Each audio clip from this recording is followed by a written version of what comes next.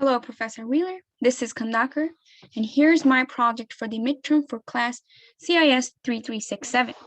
My research focuses on showing the number of cyber attacks carried out per year and the types they come in, and how we can possibly protect ourselves from falling victim to these malicious attacks. Now, especially during the pandemic, it is important for everyone to be aware of these numbers. Reason being, during the pandemic, more and more people have transitioned from a traditional shopping to shopping online.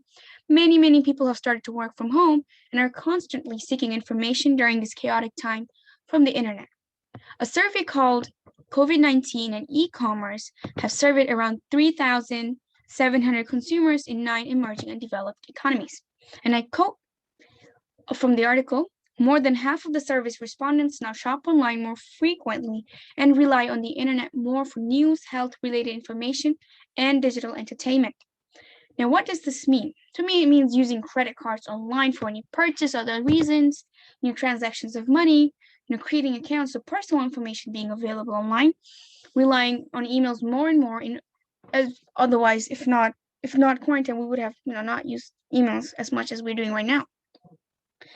But I'm basically, in other words, doing everything online which would have otherwise done in person, have or what we know as the traditional way. And because everything is online, we are vulnerable to cyber attacks. Now, hear this out. Online crimes are increasing, and mainly during COVID-19, cyber attacks have escalated high. This is more serious than we think. Why is that?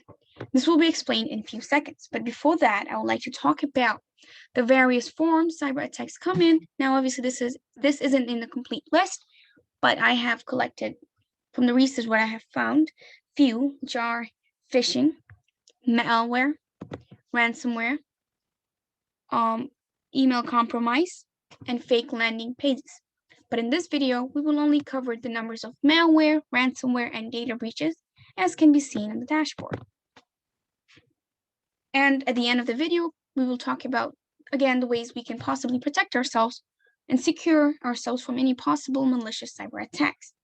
So to begin, where my cursor is right now, this is a result of a survey done on US consumers who were asked if they have personally experienced hacking. This was an online survey done in 2018 consisting of 1,209 respondents. And as you can see, 22% of people have claimed to be hacked once, 14% claiming to be hacked more than once. And it might be interesting to know that the United States fall in the 5th rank of 50 countries by vulnerabilities, and their CRI, which is crime risk index, is 0.713. And the reason for starting with hacking, because it has been named as one of the leading breach types by the number of incidents for every year of the past decade. And millions are falling victims to hacking every year. Now, if we can briefly look at the bottom of this pie chart, we see the result of a survey done on consumers' concern, and the one with the highest percentage is personal information will be exposed in data breach and compromised by cyber criminals. And they're not wrong for their feelings. In fact, their concerns are pretty valid because data breach have met a breakthrough. What data breach basically means is that it is an incident that exposes confidential or protected information, such as your social security number, bank account, or credit card numbers, personal health information, passwords, or email. And I've gotten this information from, I believe, NordVPN. This definition. Now, if we look at this graph, we can see the numbers increase as the years advance, right? You can see, right? So 2005, we had only 157. Again, these numbers are in millions. I'm sorry, I didn't mention this earlier, but these numbers are in millions. So in 25, we have 157 million. And in the year 2017, we have 1,632 million. And then it goes down and increases and so forth.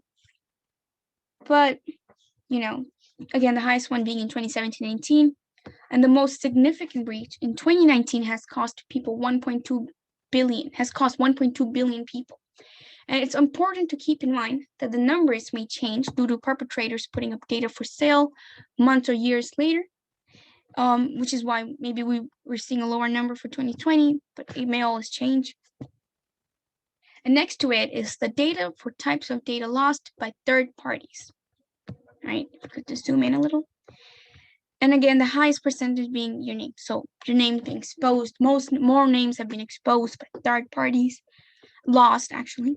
All right, but this also includes social security, your password, your medical health information, your financial information, your date of birth, credit card number, and these are quite concerning to me.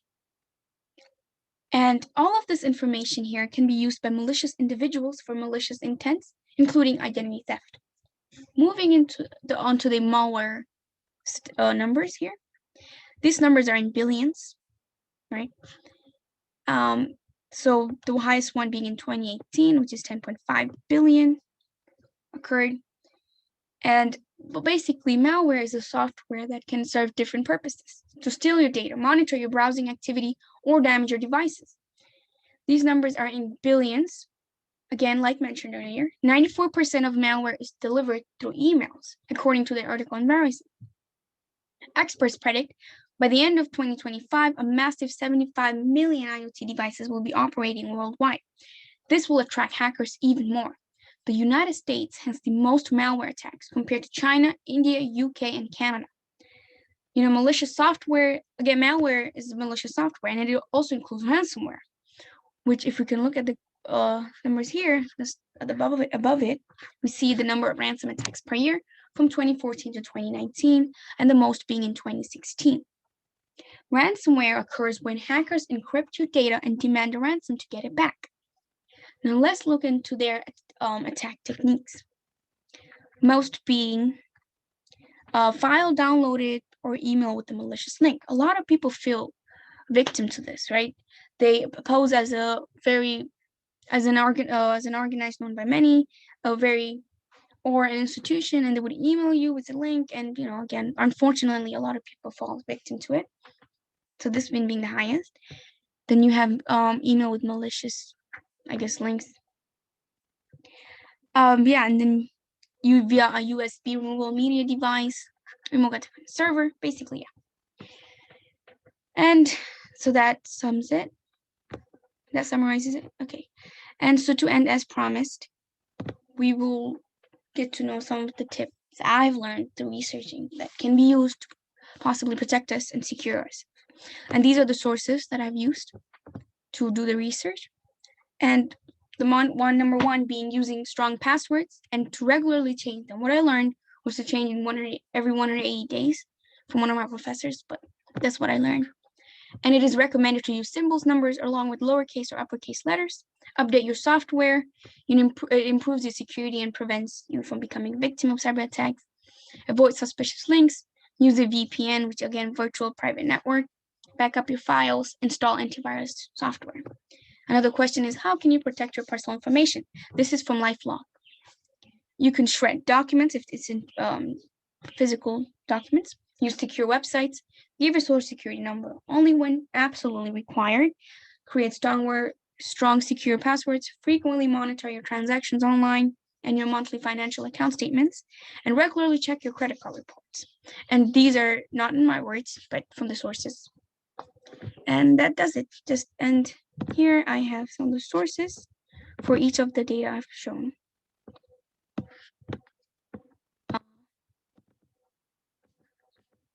This one doesn't.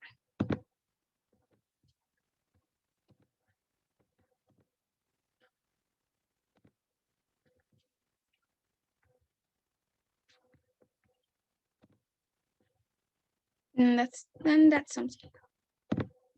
Thank you for watching my video. And yeah, thank you again.